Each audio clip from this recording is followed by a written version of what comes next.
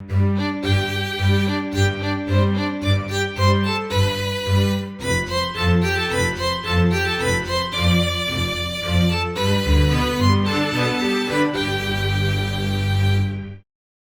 guys, my name is Fabe and welcome back to another episode of the Dinosaur Mine.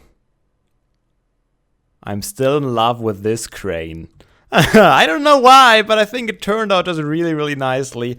I just love looking at it. Whenever I walk by here, I look at it and think, Fabe, you did a good job on that one. And it gives it so much more in the industrial feeling that it was lacking a little bit before. I really like it. I still haven't filled in this hole, have I? Maybe I should do that. Do I have the necessary goods on me? Which one did I use? Oh yeah, I wanted to make the same pattern like this one. Let's see if I remember. It's been a while since I've built this. Talking about the chisel textures. Actually, the feedback you guys gave me on the 32x32 texture pack that I tried out 2 episodes ago, I think.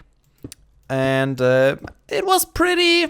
I don't know, I was kind of surprised. There were almost as many people who wanted it as there were people who said, no, let's keep the 16x16. Actually, ultimately, I think most of you preferred 16x16 texture pack. So I think I'll stick with that for a while. I might reconsider it later to upgrade or to at least get individual textures. The thing with the one that I tried out is... let me first say, apparently there are even some different approaches for 32x32 texture packs for the chisels. So the one that I tried, I think it was too much of a 3D effect for all the stones in the ground. And that's what ultimately led me to not really liking it. But maybe we can find another one sometime in the future that we could use for that. Another suggestion I got, of course, I expected that suggestion, is build a ship, build a freighter, build something cool and modern looking. You know, it is hard to build a modern looking ship, I think. Especially on this size. I don't have a whole lot of space. I mean, I could, of course, let it stick out a bit and cover more of the view up. I'm actually, if I would build a ship, I might actually build it like a little further outside, so you can see it better from a distance and you can't actually go on it, and then have it look like it's gonna come into the harbor right as we look at it. That way I wouldn't have to redo my crane and put some crates on there or something. I think it would be cool to have it not just stand here and cover up all this view, instead having it in the distance and come in slowly. But that might be a task for the future, because I'm really not good at building ships. Let me think. I built maybe 2 ships in my Minecraft career. Like in my time playing Minecraft, I built maybe 2 ships, and both of them were more kind of like the sail ship, more the medieval type of ship. And this one had to be some sort of a modern freighter, not the latest model, of course, but it has to look some sort of modern, because I can't come in here with a sail ship and then have an industrial crane here. That wouldn't make any sense, would it? But overall, I'm pretty happy with how the dock turned out. And what episode is this? 146? So we only have less than a handful of episodes left before the world download is gonna happen. And I know some of you actually asked me if I'm gonna do a world download for episode 150. And yes, I am gonna provide a world download with all the new things we built, mainly down there at the west coast with the Dinosaur enclosure, the dome, and the walkway along the shore. And also with the Mammoth enclosure. And of course the Fabe's fried fish and the new East docks. I think we made quite a bit of progress. I like what we did here with the place. But seeing that there are still no mammoths in there, I think I'm gonna try one more experiment. Only one mammoth this time, because I don't want to waste more embryos that I have to. And also, some people said I should get rid of the trees to not let them suffocate. I really don't want to get rid of the trees because I really like the trees. What I want to do... Okay, let me grab some dirt and we are gonna block off a whole bunch of stuff that could potentially be the cause of suffocation for our mammoth friends. But I think I'm gonna leave the trees. Because if leaves really let the mammoth suffocate, then that is definitely a bug in the mod. Because mobs should not be able to suffocate from leaves. While we prepare all this, I would say I want to talk a little bit, just a little bit again about my lab work that I did last week, because it was kind of ridiculous. And it's been a couple of episodes since I talked about it last time, and maybe I can go into a few more details, and I hope you guys are interested in that kind of stuff. Okay, we need dirt. Dirt is available right here. That should be more than enough to fill in all the holes that I don't... You know, maybe we shouldn't use dirt, because dirt is something that we can't really distinguish from the rest.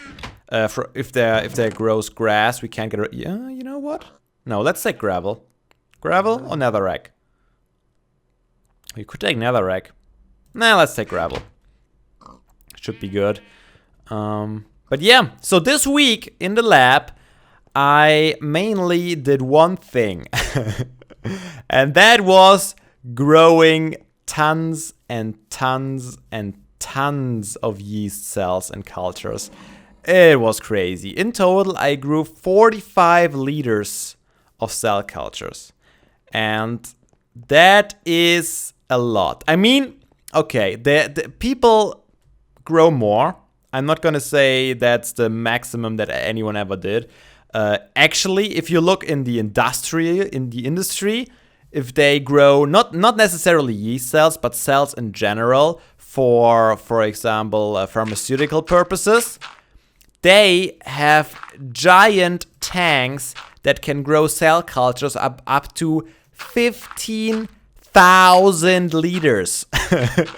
I can't even imagine how big that is. 15,000 liters of cell culture. And you of course have to harvest those all. And that is the part that is probably the most work.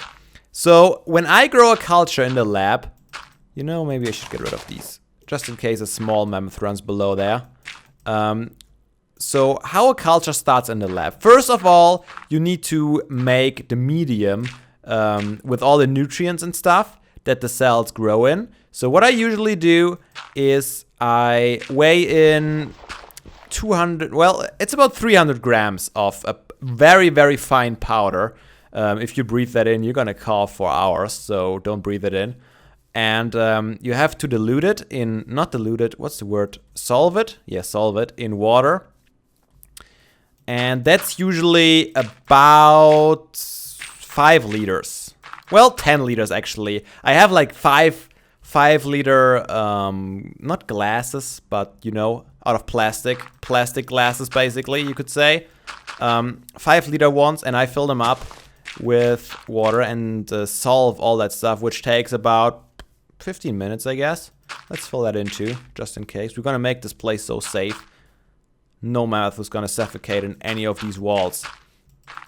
And then the worst part begins. So I have these 10 liters of medium in 5 liter glasses, and now I have to transfer them into 2 liter bottles while diluting it in a 1:2 ratio. So actually I'll end up with 20 liters, although at this point I only have 10, so I gotta add at least the same amount of water to all this stuff in a 1:1 ratio, and then fill it into 2 liter bottles. And that sounds all pretty easy, but you stand there and just fill 1 liter of medium into a cup, then add 1 liter of water, and then fill it all into a bottle, and then you start over again. You go a little bit insane when you do that, a lot. And I had, this week, I made in total 50 liters, I think.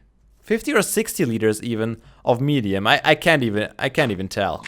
And what you have to do after that is you have to put all the bottles that you filled in into it's called an autoclave, I think. So basically what it does is it heats it up, so all the possible cells that were in the medium when you filled it up die, and they don't grow later, because you only want the cells you put in there to grow in there. Otherwise all the kinds of cells could grow in there, and that would be bad for your experiments. So that's what you do. That takes about 4 to 5 hours. And then you get your medium in your bottles, and then you have to fill it all over again into 5 liter, these big ones. You know, the typical chemical glass thingies that are really small at the top and then go wider to the bottom. I don't know what they called in English.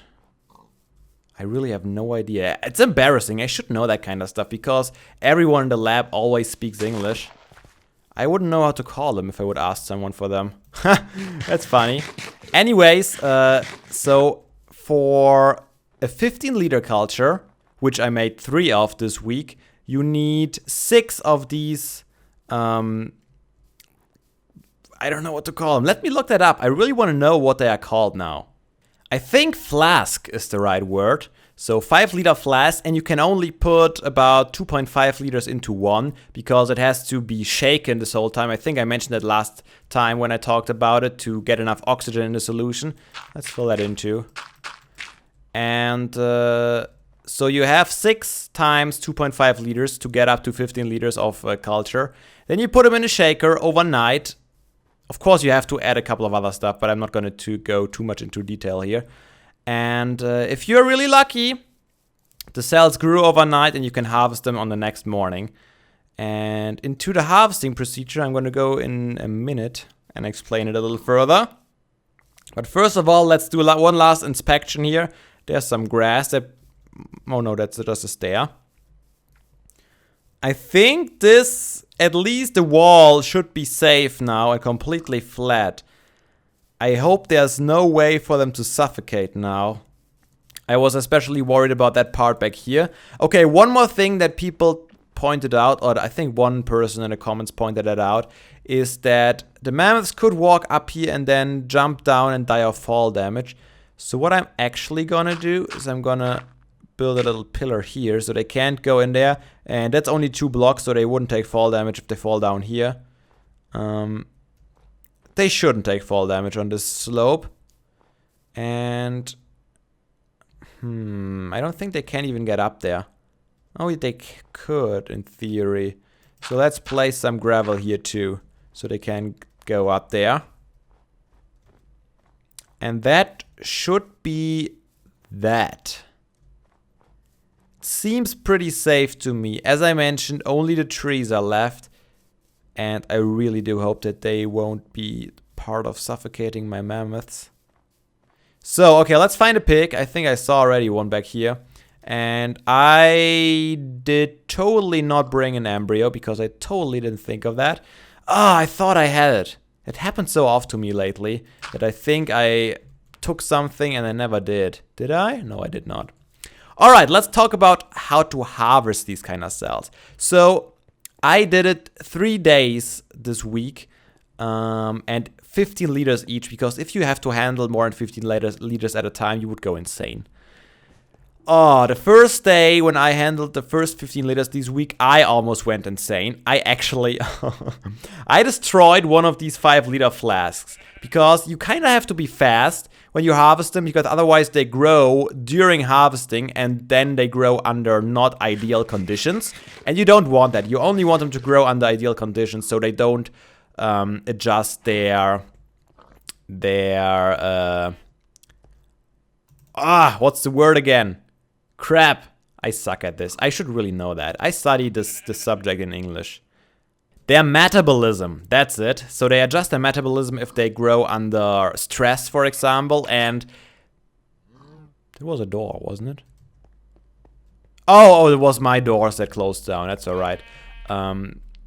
Yeah, and stress already means not growing at 30 degrees. So you take them out of the shaker, which is always at 30 degrees, and then you have to harvest them as fast as possible, because otherwise they would continue to grow and under not ideal conditions.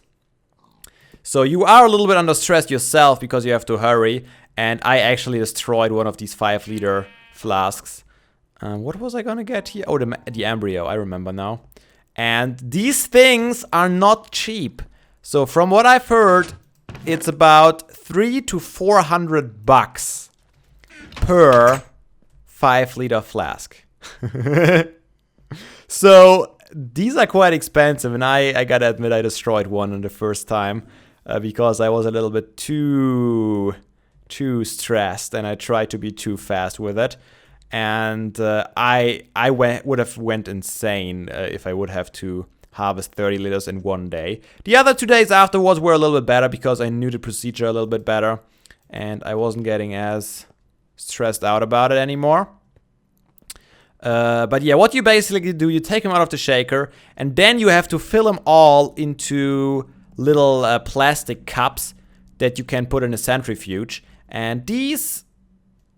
Why are monsters nearby? I don't see any. And these little cups that you fill them into, well, they hold about 900 milliliters, I would say. So 0.9 liters. And that means you need 18 of them to store your whole 15 liters of medium, of culture at this point, because there are cells in there. Now it's not only medium. So you have to fill 15 liters into 900 milliliter cups. Then you have to put them into the centrifuge. The centrifuge is actually kind of big. It's about the size of a stove, like a kitchen stove. And it can, one centrifuge rotor can hold 6 of these cups. So about 5 liters. A little more, maybe. I guess pretty close to 5 liters, to be honest. And then you have to spin it for 5 minutes at, I think at 4.5 thousand RPM. I think the max this rotor can go, or the centrifuge can go, is 6,000 RPM. Where's my pig when I need it? So that's kind of cool. So it can hold, the centrifuge can hold about 5 liters and can spin it at 6,000 RPM max. So you do that for 5 minutes, then you have to, then the cells get all pushed down to the ground and form a little pellet at the bottom of the little cups. And you have to fill all the supernatant, it's called, the medium that is basically left.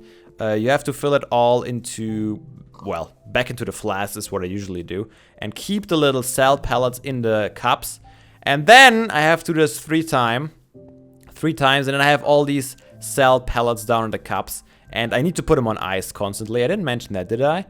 So you have to cool them, because otherwise there might still be some reactions going on and your cells can go bad. So you don't want that.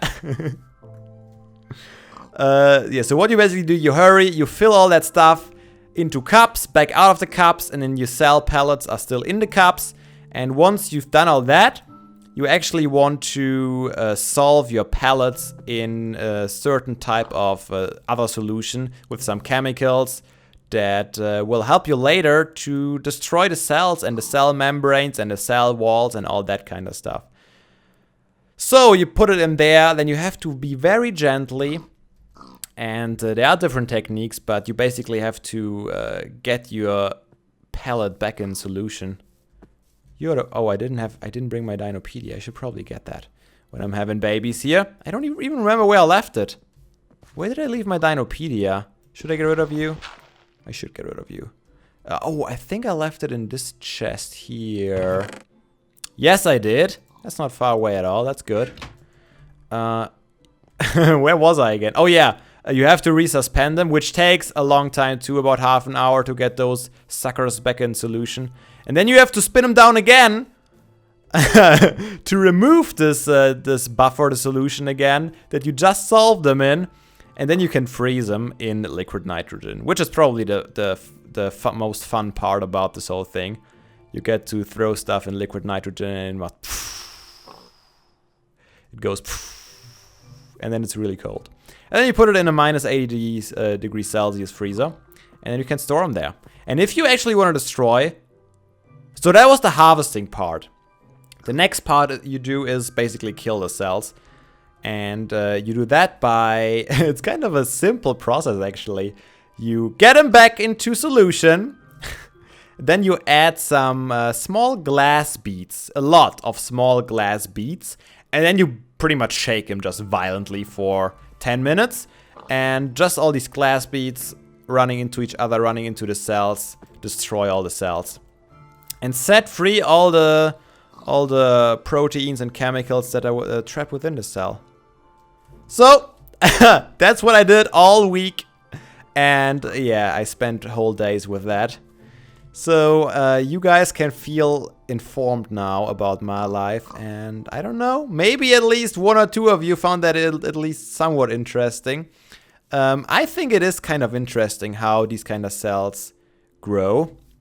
And this was only very specific for yeast cells. The fun part is scientists over time had to figure out this kind of procedure for every single type of cell they wanted to research on. And yeast is still one of the easiest to handle. Usually people use a lot of E. coli. There's a different process that I actually don't know because I've never worked with those. Then some people work with human cells, and they are very, very sensitive. My yeast cells are like made of iron or something compared to human cells. So I wouldn't want to work with human cells. They are so sensitive when you work with them in cultures. And one false movement or something, it feels like then they all fall apart and you get nothing out of that. So, yeah, that's hard, and that's why I wouldn't want to work with human cells anytime soon, hopefully. And other people don't work with the cells at all. They rather work with little flies, which I personally would hate doing, simply because once every week on the hallway of the story of our lab, actually the food for the flies of some other scientific groups is prepared. And this stuff smells so badly. As soon as you enter the story of this building, you smell it. And it's every Tuesday actually. And every Tuesday I think, ugh, not again. Hey little guy, not an albino. I'm gonna observe you for a little while if you don't mind. And see if you do anything bad today. But I hope I got rid of all the dangers in this enclosure. So tell me. Will you find a way to die as well? Should I stay? You know, last time I thought maybe it's because they were unloaded, but it can't be. I unloaded them tons when they were still small, right? So that couldn't be it. Can I feed you? You're not hungry. Are you a hungry type? No, these guys don't get hungry. They have health. They have quite a bit of health actually. 12 hearts, which is not bad at all for a mob. And I really wonder if this guy is able to suffocate anywhere here. I think I'm gonna observe him for a bit and maybe come back to you later. Let me get out of here. This time, oh wait, let's check the other side. You guys are so paranoid about random dirt blocks that I leave there. So I want to get rid of all of them this time. Yeah, there's no way. There's no way that this guy could jump out anywhere here. You know what I'm going to do? I'm not going to even place a dirt block. I'm just going to climb a tree. There's no climbable tree here. But I can do this. Ooh, no. I certainly cannot. I can do this. And I will keep an eye on our friend here for a while. Let's see what he does.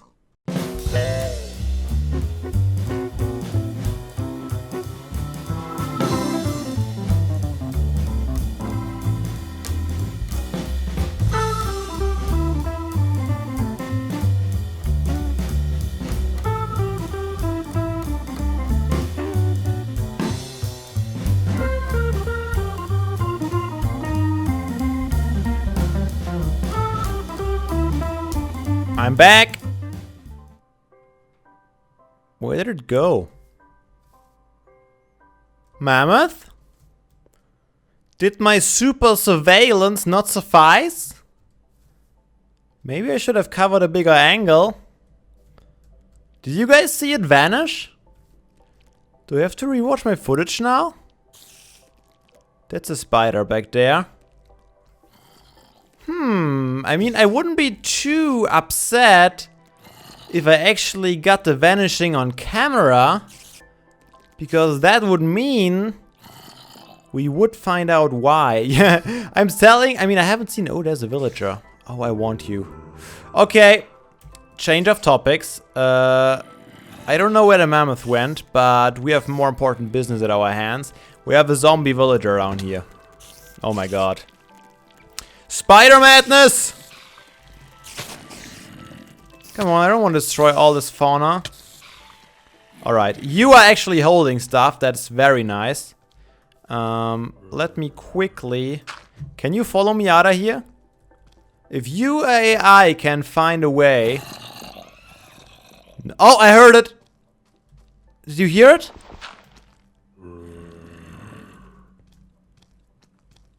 I just heard the mammoth. I can swear it. I heard it. I didn't see it though.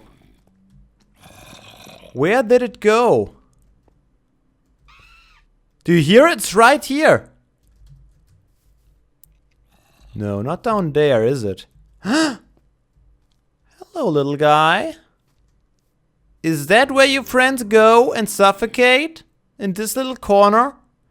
Because I can see that happening. I mean, maybe not from the size, but from the width of your kind. Would you mind stepping out of there? So I can block this off. Alright, so you are still here, which is good. I still want this guy, though, for our... should I get rid of it? Yeah, let's get rid of it. For our... here, what it's called? Fabe's Fried Fish counter. That would be nice to get a replacement before the world download. So you guys can get your own Jerry and can... Oh my god, hello. We don't serve your kind here. Find another restaurant. Would you? Don't you dare. Huh, gotcha. Alright, oh crap, he's gonna burn. He's gonna burn! Let's run, let's save him first and get the apple and... Oh man, they are already burning, aren't they? Don't burn! Don't burn! I'm gonna rescue you! I have water!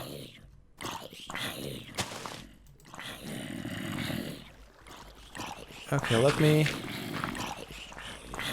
No, no, no, don't do that! I just wanna help you! Don't burn!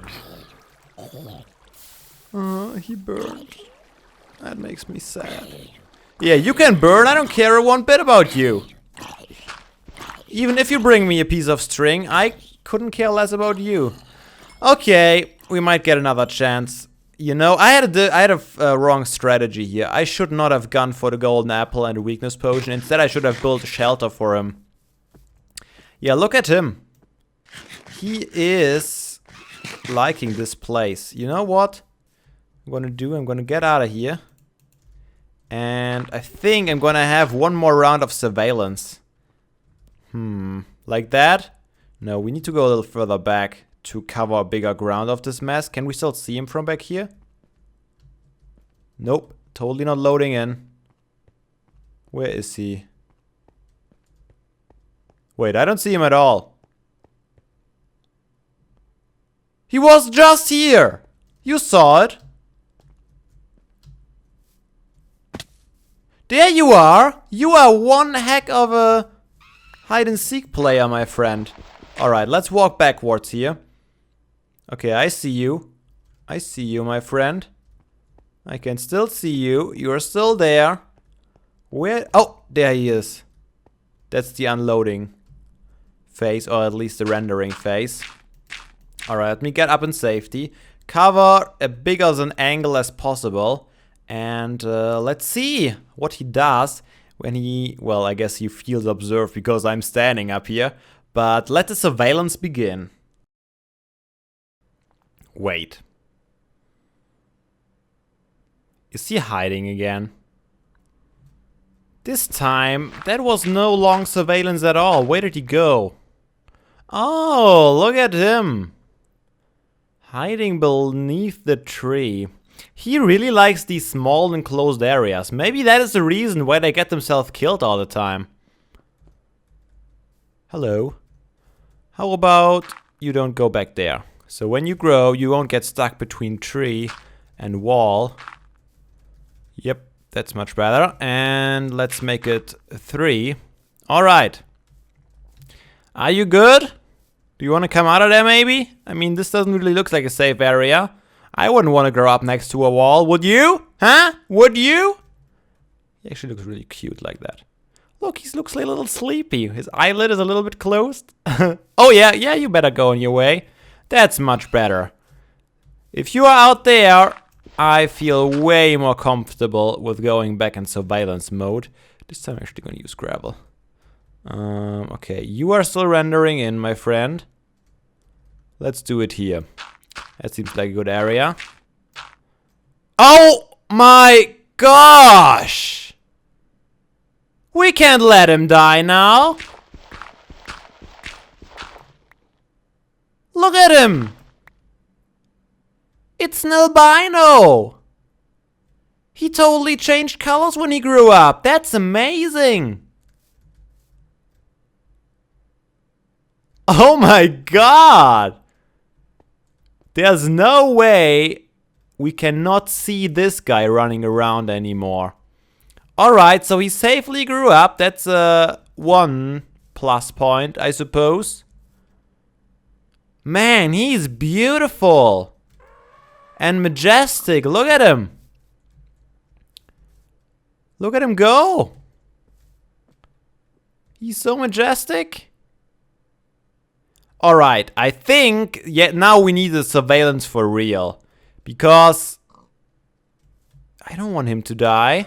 Maybe we need an active surveillance. Maybe I should stay here and watch him just this whole time.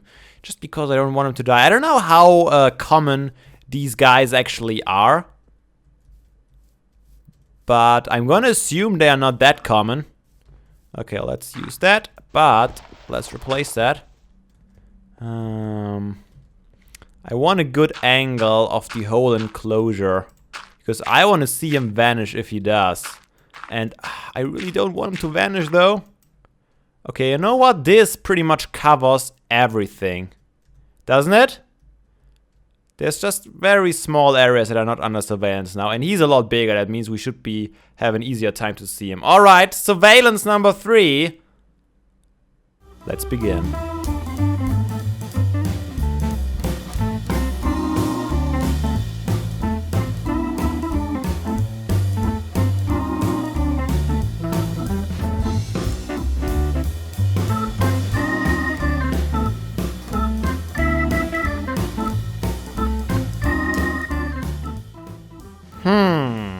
He didn't move a lot, did he?